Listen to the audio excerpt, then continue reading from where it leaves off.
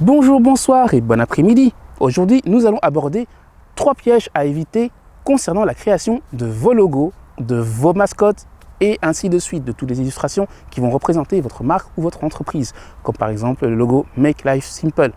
Vous retrouverez juste ici en dessous le lien pour pouvoir acheter le t-shirt de ce logo 100% simple et 100% personnalisable. Ma petite pub personnelle. Nous allons directement passer au premier point. Le premier point est la cession de droit. Qu'est-ce que la cession de droit? La cession de droit, c'est, comme son nom l'indique, le fait de vous céder les droits d'utilisation complets de votre logo. En fait, lorsqu'un graphiste crée une illustration ou quoi que ce soit, il doit vous céder les droits d'exploitation de cette création.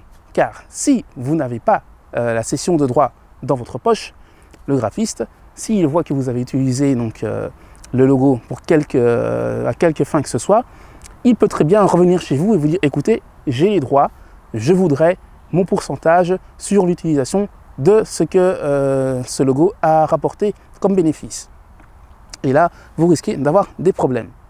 Donc, achetez toujours la cession de droit lorsque vous faites une création graphique, un logo ou quoi que ce soit. Deuxième point à prendre en compte, demandez toujours le fichier vectoriel de votre logo ou de votre illustration.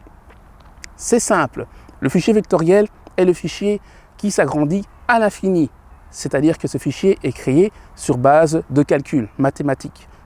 Si maintenant un graphiste ou une plateforme vous remet un fichier JPEG ou un fichier PNG, il y a des petits malins qui s'amusent à créer des logos pour 5 ou 10 € et qui remettent des fichiers PNG ou JPEG pour remettre des logos, vous allez vous retrouver avec un gros problème parce que ce ne sont pas des fichiers vectoriels.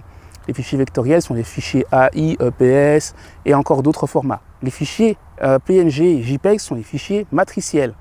Matriciel, c'est-à-dire que c'est une matrice composée de petits points, appelés les pixels, que vous allez retrouver dans l'image. Donc, en agrandissant l'image, vous allez perdre une qualité, tandis que les fichiers vectoriels sont agrandissables à l'infini. Ce qui fait que vous pouvez aussi bien imprimer votre logo sur une affiche géante que sur un t-shirt comme ici. Troisième et dernier piège à éviter, c'est la création de vos logos, de vos illustrations, de vos mascottes à partir de banques de création de logos en ligne, déjà pré-créés. Alors, il y a beaucoup de personnes qui promouvoient ces banques de logos pré-créés en ligne parce que oui, il y a une grosse quantité d'illustrations dessus, il y a moyen de faire son choix, mais le choix n'est jamais infini et vous pouvez très bien vous retrouver tôt ou tard avec un logo qui ressemble trait pour trait avec celui d'une autre entité, d'une autre entreprise, d'une autre marque. J'ai déjà vu cela par moi-même, en effet. J'ai déjà vu un parti politique qui avait le même logo que celui d'une école. Donc, ils avaient simplement changé la couleur du logo. Et donc, j'ai directement reconnu cela. Je me dis, ça, c'est pas très malin. Donc, voilà. Si ces personnes vous proposent cette facilité, dites-leur qu'écoutez, vous préférez l'originalité, vous préférez éviter d'avoir des problèmes, parce qu'en plus, vous pourrez avoir des problèmes de droit. Donc, oui, copie de logo, utilisation de mon logo, parce qu'en fait, il est trait pour trait identique au vôtre. Et donc, voilà. De plus, quand vous allez sur une plateforme de création de logos déjà créée en ligne, renseignez-vous sur la cession de droit, renseignez-vous sur le fait qu'ils fournissent ou pas des logos au format vectoriel, parce que ce sont les formats les plus importants à avoir.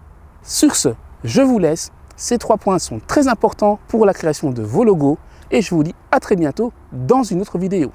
À suivre.